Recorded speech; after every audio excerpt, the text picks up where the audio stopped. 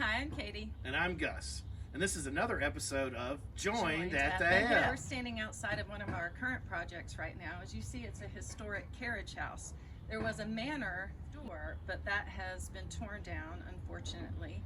But the homeowners of this beautiful place have decided to rehabilitate it instead of tear it down. We've done some really careful brickwork with the historic terracotta tile.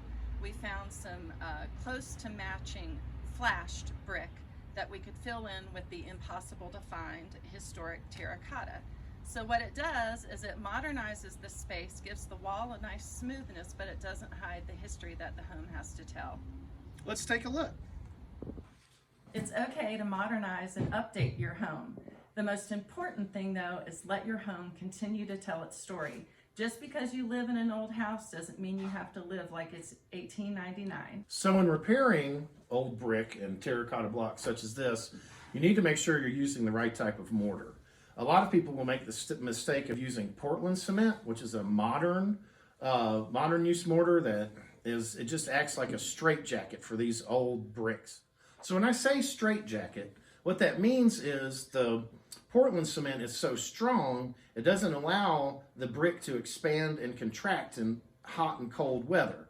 So what happens is rather than the mortar joint failing, it cracks the face off of the brick. It's much easier to replace mortar joint than it is to replace the brick or block. What you want is the mortar joint to be the sacrificial lamb rather than the brick. So this is a feat of structural engineering. We've got a steel I-beam that's carrying a couple of structural beams that's carrying another structural beam down to point loads. Originally, there was a spiral staircase about where I'm standing, and they just cut the floor joists out and put in a spiral staircase.